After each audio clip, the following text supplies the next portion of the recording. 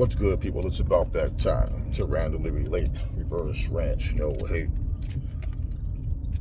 Shakur Stevenson, Zepeda, they came to fight. Somebody had to win, somebody had to lose. Plain and simple, Shakur Stevenson shined. He showed out. Okay? He did what people said he couldn't do.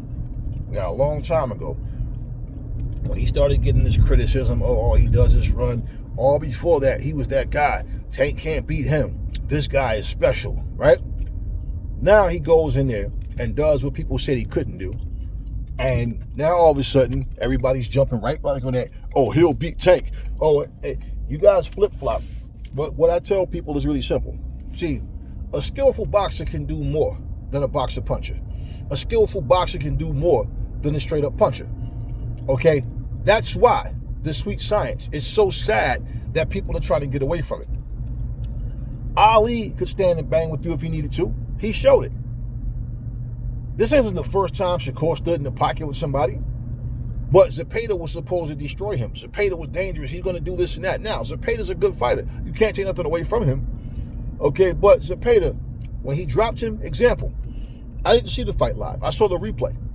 Funny thing was, what I did see, two people posted a video of Shakur getting wobbled. As if that's, like the only thing that happened in the fight. Yeah, he got wobbled. It's called boxing. And he came back like a champion. He didn't, even if he would have went down, but he didn't even go down. He got wobbled. Okay, cool. He bounced right back in there and he took over that fight. And he stood there most of the time, basically just banged with Zepeda. Like he didn't stand and fight stupidly. He beat him in the pocket. He beat him in a way that people said he couldn't fight. When we just watched Katie Taylor fight against Amanda Serrano, the reason you all loved the first two fights was because of the way they fought. And I always said, Katie Taylor make this shit so much harder for her. Because you can clearly see she's a better fighter than Amanda Serrano. So what happens is that warrior in you causes you to fight stupidly. You want to know why I can say it stupidly? Both of these ladies said they didn't really want to feel like have to physically go through what they went through after the first two fights, how they felt afterwards. And you understand what I'm saying? The difference is Katie Taylor was able to adjust to the point of I can fight from the outside, and when I get close, I'm quicker than her. And like I said, if you watch the fights, you'll see a couple of times, like 3 or 4 times, you see Serrano's head snapping like she gets hit with those little quick shots on the inside. And get in, get out. Katie Taylor sat there next to Eddie Hearn. He said, and her team said, they've told her many times in the past, make the fight easier for yourself. Why are you standing there just, it's like it's not necessary. Okay, so they gave you those first two fights. I said it was an underwhelming fight this time, not because I'm comparing them to the first two, because I don't. The first two is the first two. It was underwhelming simply, like I said, because the adjustments that she made, Amanda wasn't able to. Amanda, obviously, they neither one of them wanted to go through that punishment again. But where was this cut off the ring and just bring the fights? No, she tried to outbox her, and she couldn't. So 2 times, Katie Taylor fought in a style that favored, that put it like this, she fought in a style that makes it more competitive for Serrano to be in. Versus, let me stay on the outside, because when you do that, it's boring, right? It's not what the crowd wanted. That's what people say. So when I look at that, I also look at this. When you say that, think about it. Alicia Baumgartner, you know what she said when she beat Michaela Mayer? I dog walked that girl. I did whatever I wanted. Nobody saw it like that. Oh, you dumb son of a woosah. So I like I said, I thought Alicia Baumgartner edged that fight out by 2 rounds against Michaela Mayer. According to Alicia Baumgartner, she dog walked and she dominated. Okay, I didn't see it that way. I thought she won, but I didn't see any domination from either fighter. Now you look at this fight with Amanda Serrano and with Katie Taylor, this last one, what are people saying? This one was more decisive. But then you got other people going, I don't know, man. Like, it should have been a draw. People don't know how to even fucking judge a boxing match anymore. They think that there's a blueprint. There's a certain way you're supposed to fight and a certain way you're not supposed to fight, and that's it. That they think that's what it is. So when they watch this fight, no. Action-wise, compared to the first two, see, I say, like I said before, a lot of times, like Meldrick Taylor was a guy, made fights way harder for himself. The guy could box, but nope. That Philadelphia mindset, man, that, I'm going to go up in this John, I'm a motherfucking, no matter what he said, he can sit here and tell you how great of a boxer he is and his skill set. But once Meldrick got hit, that was it. Like everything else that I said, out the window, let's just tuck our chins and bang. And I always thought, like, man, like, Meldrick, why do you do this, man? Why? But hey, man, that's what people do. What did I say about Shakur? I said Shakur can either ignore these people talking shit because he's the one in there, or he can find another way to fight. And the way one of the other ways to fight isn't what anybody expected, which is what he actually did, was stood in the pocket with this dude. Beat him at his own game. Sugar Ray Leonard tried that shit with Duran, and it didn't work for Sugar Ray. Rematch, okay, wasn't even close. Kirkland Lang stood there and beat Duran in his own game. Who's Kirkland Lang? Who's that? That happened? Are you for real? Yeah, exactly. So it doesn't take a big name to be the person. It doesn't.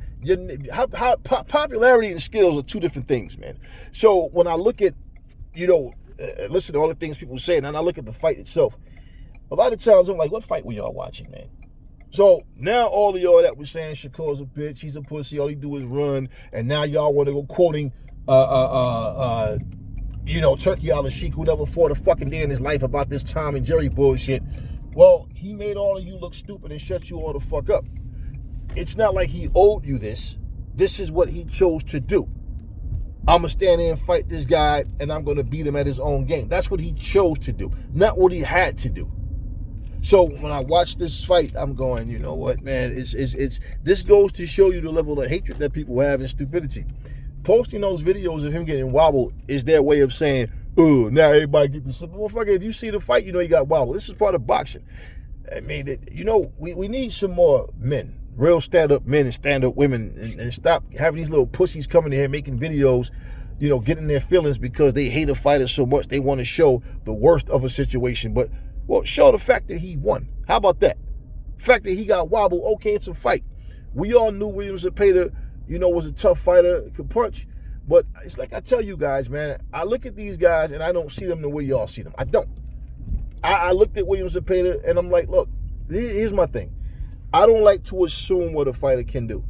If you watch how, for example, you watch how Shakur fought Jamel Herring. Certain fights you seen him fight where he shows you I can stand in the pocket. Well, people go, yeah, but Jamel Herring's a boxer. What happens if somebody's bringing that pressure?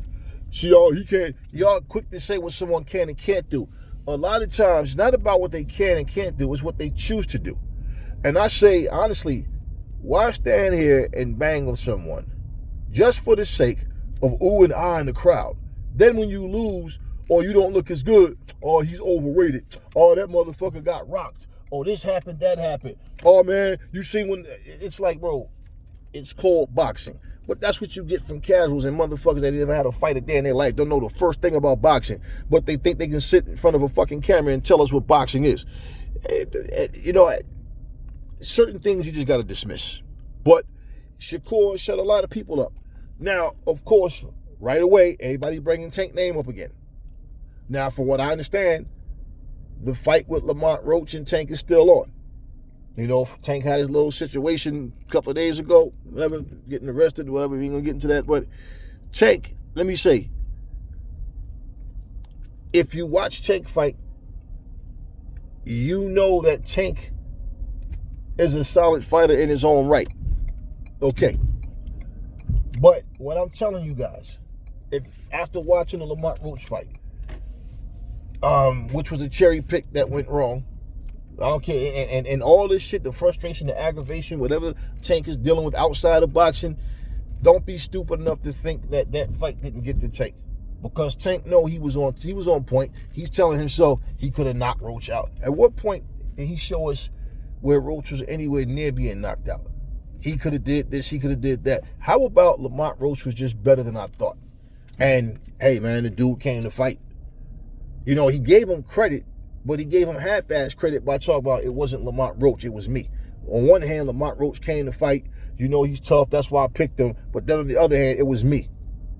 I could have knocked. Tank knows deep down inside, yeah, that was bullshit. You came thinking you was going to go in there, break him down like you did everybody else. He was going to get tired. He was going to fade in the later rounds. You was going to take him out. That never happened. But, you know, for these people that, you know, because you're fans, you want to sit up and talk about, you know, you want to talk down on the fighter because they went there and embarrassed your heroes. Well, look, that doesn't change anything. And I'll tell you something else that doesn't change. The fact of the matter is, Shakur Stevenson has always been Shakur Stevenson, regardless to how he chooses to fight. Now, this fight coming up next with Brian Norman and Devin Haney. If Devin Haney goes in there and go back to, if he really goes in there and fight and win, like in a dominating fashion, it doesn't matter. If he boxes him, I don't think he's going to be stupid and stand there and just try to bang with Brian Norman. I mean, you know, all this Tom and Jerry talk, let me explain something to you. Whether it's Roy Jones, you know, Andre Ward and Roy Jones are split on that.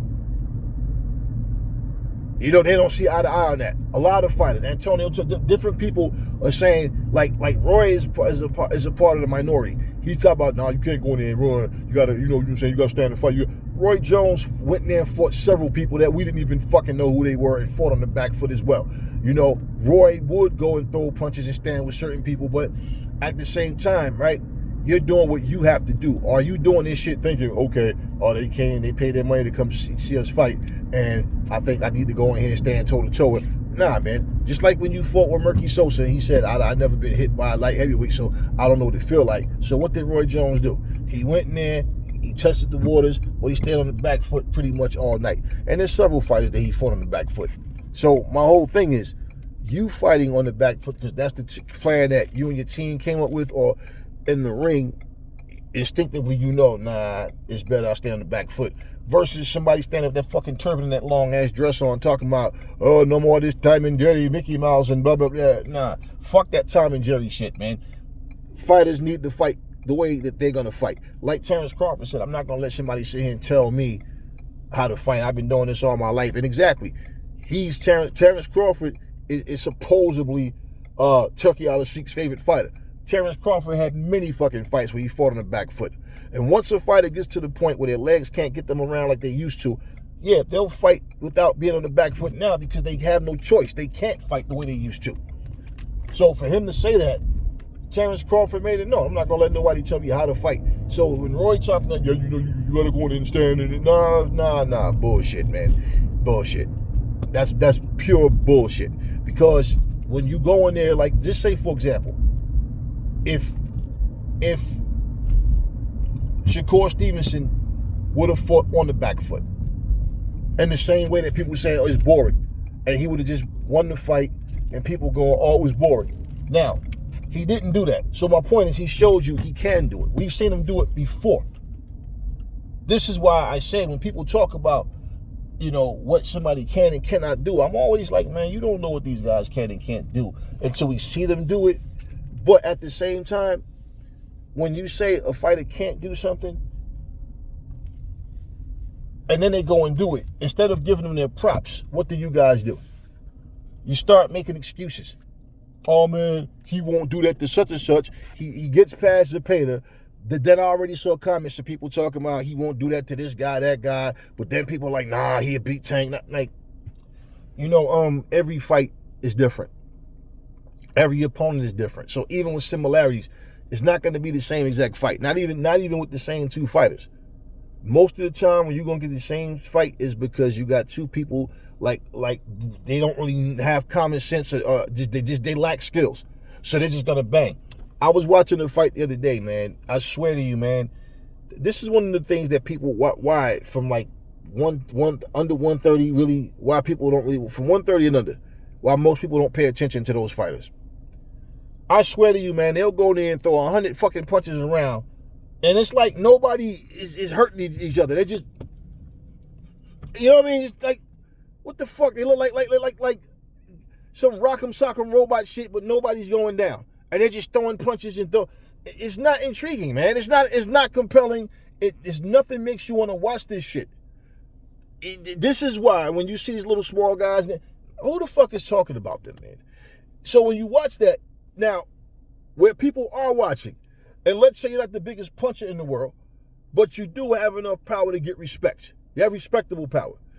You expect the guy with respectable power to go in there and try to bang with someone that has a chin and can punch and is good and fight stupidly to make things better for you. If you make the ring smaller, a guy that's going to box and move is still going to box and move. What the fuck? Like, oh, the ring's smaller, I got to stand. No. But what you're doing, let's be real, you're cheating for the guy that can't box and move. Because what you're doing, you know what that would be like? I'm gonna give you the equivalent. You making the ring smaller with the intentions of taking movement away from the boxer that's gonna stick and move is honestly like taking the 3-point line away from a team because they have 3 or 4 like really high percentage 3-point shooters on their team, and the team they're playing, they don't have any really good 3-point shooters. They do have someone that can drop one here and there, but basically their game is basically, attacking the boards. Whereas the team that got the 3-point shooters basically is an all-around team. They got everything. But let's say they're constantly hitting threes. So you take that away from them simply, to help, the other team to win. Because why the other team don't have a high percentage of shooting 3-pointers. That's what that's like. I'm going to make, and the fact, your intentions, we know that's what you're doing. So you're leaning towards the guys that can't stick and move, that basically are one-dimensional, stuck in their little bubble of, I have to stand here and bang because that's all I know. That's what you're doing. And even in doing so, it failed. And for somebody to say, yeah, but that's how Shakur should fight all the time. No, it's not. You do that shit based on your opponent. You do that shit based on what you need to do. Because you can train for an opponent and then get in their fight night and things just happen differently. And you know what? You have to make adjustments. That's when your experience kick in. I know how to deal with that. I know how to deal with this. One of the biggest problems with most fighters nowadays, they can only fight the way they train to fight for particular fighters. That's why when I look at them and I say, y'all talking about ring IQ and boxing experience, yet you got guys that need to be instructed every single fucking round on what to do, because without it, they can't troubleshoot on their own. They can't come to these conclusions on their own, what they need to be doing, what adjustments they need to make. I forgot who Floyd Mayweather was fighting. Well, Floyd switched southpaw. This was back in the day when he was Pretty Boy Floyd. And I remember he switched southpaw, and one of the commentators was talking about how gifted Floyd is. People forget that this motherfucker can fight southpaw too. They forget this shit, right? But he switched southpaw, but the thing, what I'm saying, when he did it, you could see he was still comfortable. Like and he's popping the dude. He was landing shot from the southpaw position, and this was way back. But when he did it, think about it. When's the last time you seen Floyd switch southpaw? So my point is, if you didn't even see him do, then you probably don't even remember that Floyd can actually fight southpaw, and good. But people don't. It's like they don't know this shit. So that would be like when people say, if you compare. My point is, if you compared Floyd to Crawford or anybody else that could switch southpaw, and they say, well, one edge he has over Floyd is he can switch southpaw, Floyd can't. Bullshit that he can't. This is what I'm talking about. You make something up in your head that a fighter can't do something. But they showed you that they can do it before. They've done it before. With Devin Haney's situation, people saying we think since because he got knocked out by Ryan, he got them flashbacks in his last fight, he was scared. No, okay, whatever. We can only go by what we see, right? But we know Haney got it in him to fight more stationary when he needs to. Not because you want him to or because I want him to or think he should. Nah. You have to fight your fight. And in saying that, plain and simple, man, Shakur shut a lot of people up last night. He made a lot of people look really, Saturday night, he made a lot of people look really stupid. And pretty much all of the people that was talking that shit about that he can't fight, he can't this, he can't that, and people bitching about what he said about Ray Robinson and all that. I'm like, man, one thing has nothing to do with the other. Two, so what he said. He don't think that whatever, like that, all of this shit. Bottom line, I feel like he had this fight. He was going to say some shit that was going to get people's attention, and hoping maybe those things even will make people pay more attention to his fight. Who knows? Who cares? He went there and he took care of business. And pretty much, don't start calling Zepeda a bum now. Don't start saying Zepeda's overrated now because he went there and let y'all down, because y'all was hoping and crossing your fingers that he would go in there and knock Shakur out.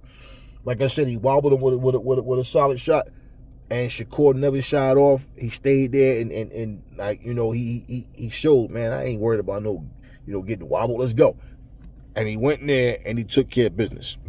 And that's all you really can say about it, man. Don't matter what the fuck you make up. The dude did what he was supposed to do.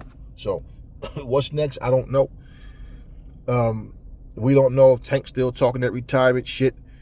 It's like it's taking everything in this motherfucker to prepare for Lamont Roach. I don't know what's going to happen. But should the fight actually still happen like they're saying it's supposed to happen? I feel like this. Does Lamont Roach want to fight Shakur?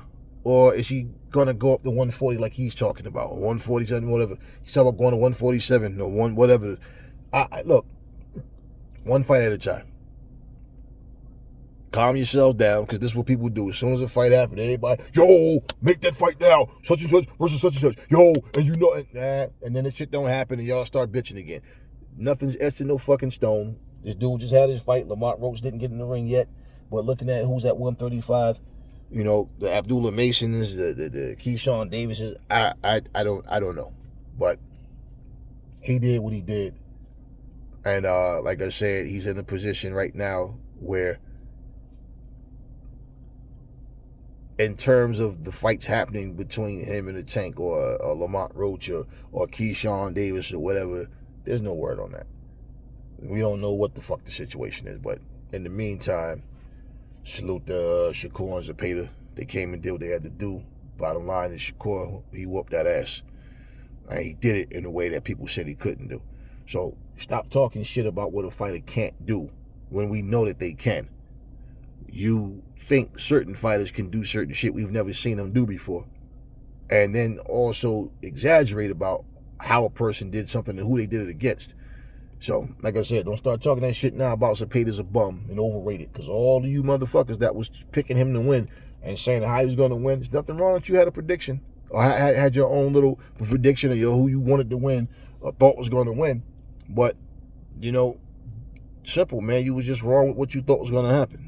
It's not the end of the fucking world, man. Like I said, salute both of them for bringing it. But Shakur was just way better, plain and simple. Talk to me in the comment section, y'all. Never fall in love with lies. Remember, the truth brings hate out of people, and I will catch y'all on the next video.